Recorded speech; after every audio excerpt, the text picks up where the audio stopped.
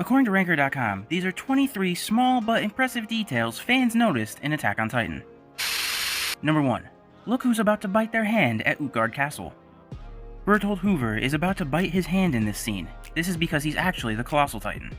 And yeah, I'm not entirely sure why Bertold thought that might be a good idea, because I get the fact that he was scared for his life, but at the same time, if he had done it, he would have nuked everyone within a 5-mile radius, including Reiner, who's standing right next to him, so not necessarily the brightest idea.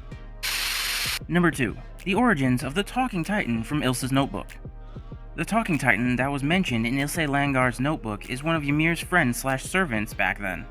This detail will only make sense for fans who have seen the special OVA episode titled Ilsa's Notebook.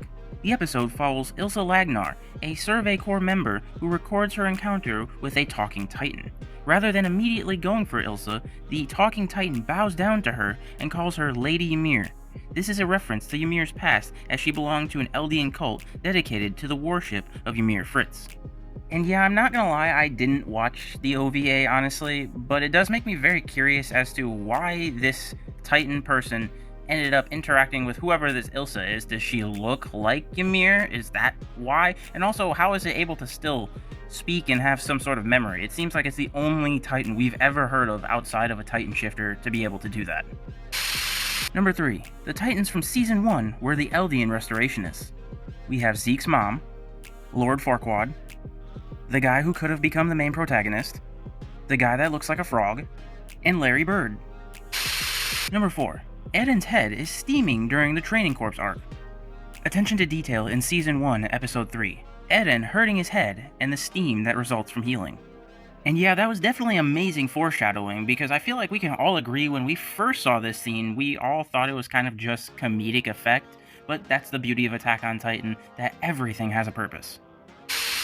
Number 5. The Titan that Sasha fights in episode 27 might be Connie's father. And here, as you can see, this is a portrait of Connie's parents, and yeah, that definitely does look very similar to him. The facial hair is a bit different, but it definitely has some similarities, so it definitely is a possibility. Number 6. Bertold uses the Mountain Man's story for his cover. And I'm not going to read out all of the dialogue because that would just obviously take too long, but here's a comparison between Season 1, Episode 3 versus Season 4, Episode 3 when we see their flashback, where we get to see the Mountain Man explaining his story of what happened to him, and then when Eren asked Bertolt and Reiner about their backstory as to why they were there, Bertolt used this story as his cover to hide his true identity. Number 7. Why didn't the scouts notice Zeke's Titans in Shiganshina? Notice this sneaky hiding spot in the first half of episode 50. At the end of season 3, episode 50, Zeke launches a surprise attack on the Survey Corps in Shiganshina. He summons an army of Titans around Wall Maria using his voice command powers. Many fans found this to be a plot hole since neither Zeke nor the Eldians from Marley were discovered by the scouts when riding into Shiganshina. However, there is a brief scene that reveals a small pipe sticking out from the ground. This implies that Zeke and his army were hiding underneath the ground while using the pipes for air. And that is a crazy detail that I feel like most people did not notice, but it does make complete sense, because why else would they show that frame of them riding through the valley and showing the pipe if it wasn't an important detail? Number 8. Reiner removes his hood for Annie. In the Female Titan arc, Armin told Jean and Reiner to put their hoods up so that the female Titan would not recognize them, but before Reiner attacked the female Titan, he removed his hood. Also, we can see Annie smiling at Reiner. The hints were everywhere. And yeah, this is another great detail that I feel like most of us brushed off when we first watched the series, but it's very smart by Reiner to remove his hood so that way Annie does not accidentally kill him. Number 9. The meaning behind Marley's name. Didn't pick up on the meaning behind this name until now. The Marley Hypothesis. The Marley Hypothesis is a psychological theory on how racial groups may have different perceptions on the current R-word in society due to a difference in their extent of knowledge and awareness of racial history. And this is definitely a cool little detail, because I feel like most of us didn't really put any thought into the name Marley. We just kind of thought it was just a made-up name for the society. We didn't think it really meant anything. So it is cool that it actually has a real-life meaning that definitely plays into how their society is viewed. Number 10. Bertolt's strange sleeping position.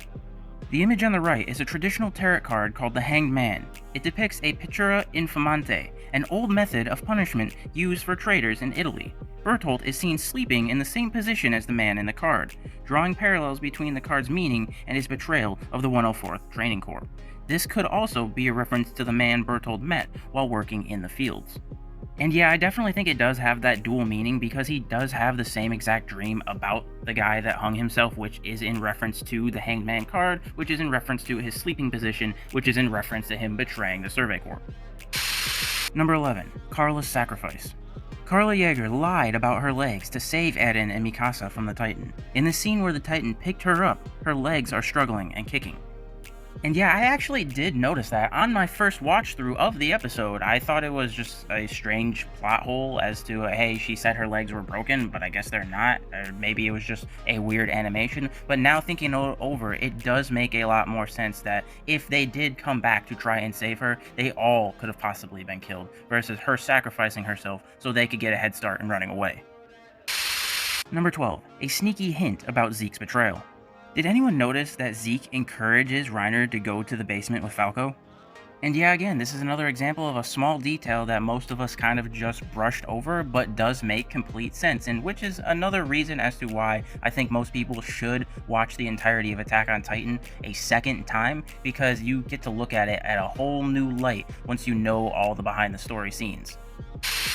Number 13. Mikasa has good aim. Mikasa versus Hanji's accuracy comparison. Such little details is what makes AOT a great show.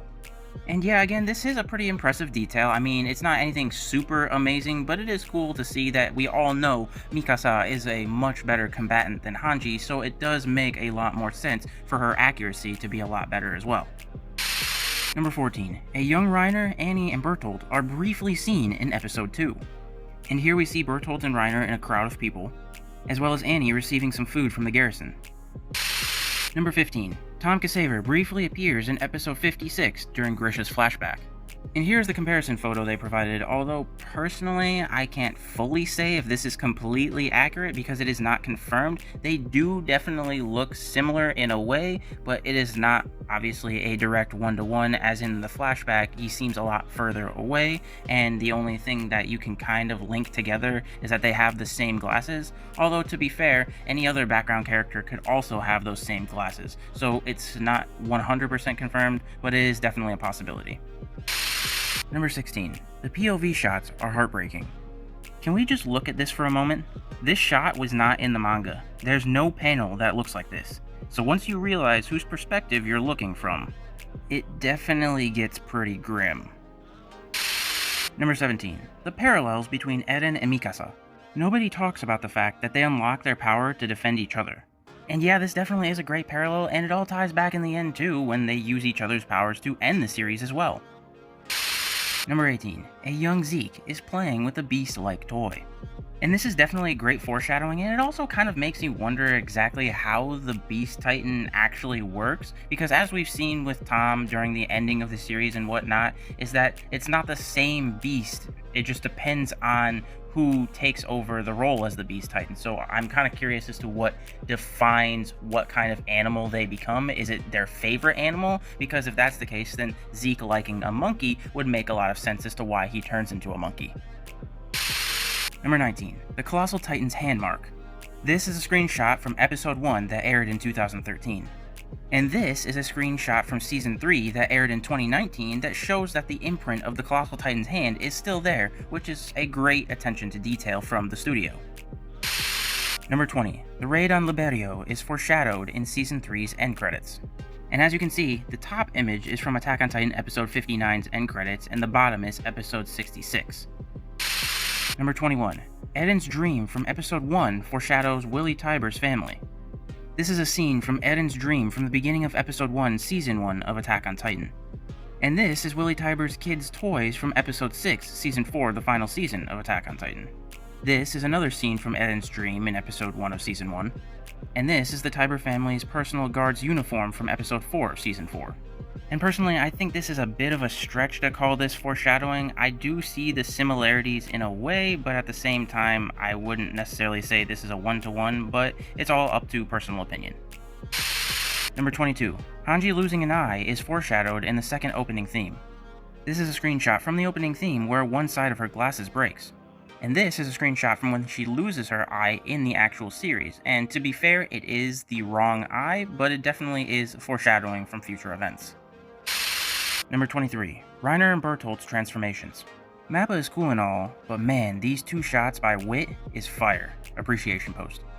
And yeah, again, not necessarily a secret, but an incredible attention to detail by the GOAT Wit Studio. Let me know how many of these secrets you knew in the comments below.